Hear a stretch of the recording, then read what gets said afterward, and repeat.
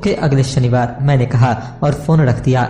Mic के daddy और मुझसे मिलने के लिए तैयार हो गए थे।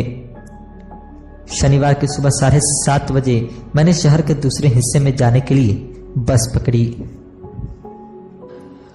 और सबक शुरू हुए। मैं तुम्हें 1 घंटे के 10 सेंट दूंगा। 1956 की तनख्वाह के हिसाब से भी 10 सेंट प्रति घंटे का वेतन कम था। माइकल और मैं सुबह 8 बजे उसके डैडी से मिले। वे पहले से ही व्यस्त थे और उनके पास 1 घंटे से भी ज्यादा का काम मौजूद था। जब मैं उनके साधारण, छोटे और साफ घर के सामने पहुंचा तो मैंने देखा कि उनका कंस्ट्रक्शन सुपरवाइजर अपने पिकअप ट्रक में वहां से जा रहा था। माइक मुझे दरवाजे पर ही मिल गया। डैडी अभी फोन पर हैं और उन्होंने कहा है कि हम लोग पीछे के पोर्च में उनका इंतजार करें। माइक ने दरवाजा खोलते हुए कहा। जब मैंने उस पुराने घर की दहलीज के अंदर कदम रखा तो लकड़ी के पुराने फर्श की चरमराहट सुनाई दी। दरवाजे के भीतर सस्ती सी चटाई थी। चटाई वहां इसलिए रखी गई थी ताकि फर्श पर पड़े अनगिनत कदमों के निशानों को छुपाया जा सके। हालांकि वह साफ थी, पर यह स्पष्ट दिखता था कि उसे बदल लेना चाहिए।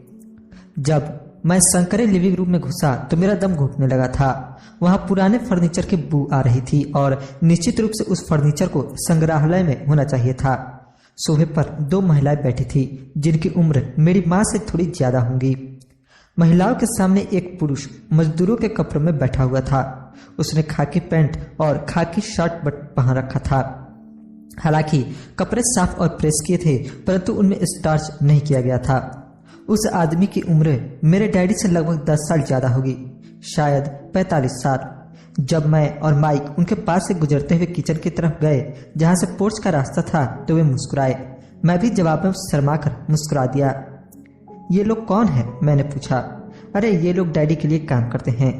बूढ़ा व्यक्ति उनके वेयर हाउसों को संभालता है और महिलाएं रेस्तरां की मैनेजर है। और तुमने उस कंस्ट्रक्शन सुपरवाइजर को तो देखा ही होगा जो यहाँ से 50 मील दूर एक सड़क परियोजना पर काम कर रहा है। उनका दूसरा सुपरवाइजर जो बहुत से घर बना रहा है, वह तुम्हारे आने के पहले ही जा चुका है। क्या ऐसा हमेशा ही होता है? मैंने पूछा। हमेशा तो नहीं, पर अक्सर ऐसा ही होता है, माइक ने कहा और मेरे पास अपनी कुर्सी खींचते हुए वह मुस्कुराया। मैंने उससे पूछा था कि क्या वे हमें पैसा बनाना सिखाएंगे। माइक ने मुझे बताया। अच्छा, और उन्होंने इसका क्या जवाब दिया? मैंने सावधानी पूर्वक उत्सुकता से पूछा। पहले तो उनके चेहरे पर हंसी आई, फिर कुछ सोचकर उन्होंने कहा कि वे हमारे सामने एक ऑफर रखेंगे। अच्छा, मैंने कहा और अपनी कुर्सी की पीठ दीवार से टिका ली।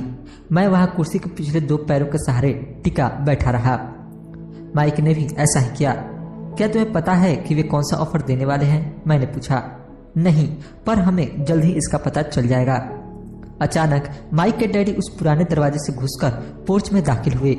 माइक और मैं अपने पैरों पर कूद गए, आदर के कारण नहीं बल्कि इसलिए कि हम चौंक गए थे। तो बच्चों, तैयार? माइक के डैडी ने एक कुर्सी हमारे पास खिसकाते हुए पूछा। हमने अपने सिर हिलाए और अपनी कुर्सियों को दीवार के पास से खींचकर उनके सामने रख लिया। वे एक विशाल शरीर के मालिक थे, लगभग 6 फीट ऊंचे और 200 पाउंड वजनी। मेरे डैडी इससे ऊंचे थे, लगभग इसी वजन के, और माइक के डैडी से 5 साल बड़े। वे लगभग एक जैसे ही थे, हालांकि दोनों एक ही प्रजाति के नहीं थे। हो सकता है कि उनकी ऊर्जा एक सी हो। माइक का कहना है कि तुम पैसा कमाना सीखना चाहते हो। क्या यह सही है रॉबर्ट? मैंने तत्काल सहमति में अपना सिर हिलाया, हालांकि मुझे थोड़ा सा डर भी लग रहा था। उनके शब्दों और मुस्कुराहट के पीछे बहुत ताकत थी। अच्छा, यह रहा मेरा ऑफर। मैं तुम्हें सिखाऊंगा, लेकिन मैं ऐसा क्लासरूम की शैली में नहीं करूंगा। अगर तुम मेरे लिए काम करोगे तो उसके बदले मैं तुम्हें सिखाऊंगा।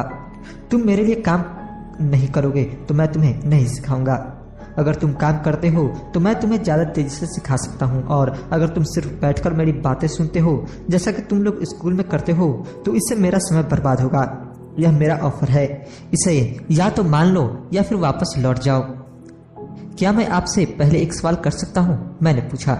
नहीं, इसे या तो मान लो या फिर वापस लौट जाओ। मेरे पास बर्बाद करने के लिए फालतू समय नहीं है। अभी ढेर सारा काम पड़ा हुआ है। अगर तुम्हें तत्काल फैसला करने की क्षमता नहीं है तो तुम कभी पैसे कमाना नहीं सीख पाओगे। मौके आते हैं और चले जाते हैं, इसलिए तत्काल निर्णय लेने की क्षमता एक महत्वपूर्ण कला है। तुमने जैसा चाहा था वैसा एक मौका तुम्हारे सामने मौजूद है। अगले 10 सेकंड में या तो पढ़ाई शुरू हो जाएगी या फिर यह हमेशा के लिए खत्म हो जाएगी। माइक के डैडी ने चिढ़ाने वाली मुस्कुराहट के साथ कहा। मंजूर, मैंने कहा। मंजूर, माइक ने कहा। बहुत बढ़िया, माइक के डैडी ने कहा। 10 मिनट में मिसेज मार्टिन आ जाएंगी। उनसे बातें करने के बाद मैं तुम्हें उनके साथ भेज दूंगा और तुम लोगों का काम शुरू हो जाएगा। मैं तुम्हें हर घंटे के 10 सेंट दूंगा और तुम हर शनिवार 3 घंटे काम करोगे। पर आज तो मेरा सॉफ्टबॉल का मैच है, मैंने कहा। माइक के डैडी ने अपनी आवाज को धीमा परंतु कड़क करके कहा, या तो मान लो या फिर वापस लौट जाओ। मान लिया, मैंने जवाब दिया। सॉफ्टबॉल खेलने के बजाय काम करने और सीखने का विकल्प चुनने में ही समझदारी थी। 30 सेकंड बाद शनिवार की खुशनुमा सुबह 9 बजे माइक और मैं मिसेस मार्टिन के साथ काम कर रहे थे। वे एक दयालु और धैर्यवान महिला थी। वे हमेशा कहा करती थी कि माइक और मुझे देखकर उन्हें अपने दोनों बच्चों की याद आ जाती है जो अब बड़े हो गए थे तथा दूर चले गए थे। हालांकि वे दयालु थी परंतु वे कड़ी मेहनत में विश्वास करती थी और इसलिए वे हमें हमेशा काम में जुटाए रखती थी। वे बहुत कड़क मैनेजर थी। हम 3 घंटे तक डिब्बा बंद सामानों को शेल्फ पर से उतारते थे, उनके धूल साफ करते थे और फिर उन्हें करीने से जमाते थे। यह बड़ी मेहनत का काम था और बोरियत भरा भी। माइक के डैडी को मैं अपना अमीर डैडी कहता हूँ। उनके पास इस तरह के 9 सुपर सेट्स थे जहाँ पार्किंग के लिए बहुत सी जगह थी। वे 7-Eleven कन्वीनियंस स्टोर के शुरुआती संस्करण थे। पड़ोस के जनरल स्टोर जहां लोग दूध, ब्रेड, बटर और सिगरेट जैसी चीजें खरीदते हैं।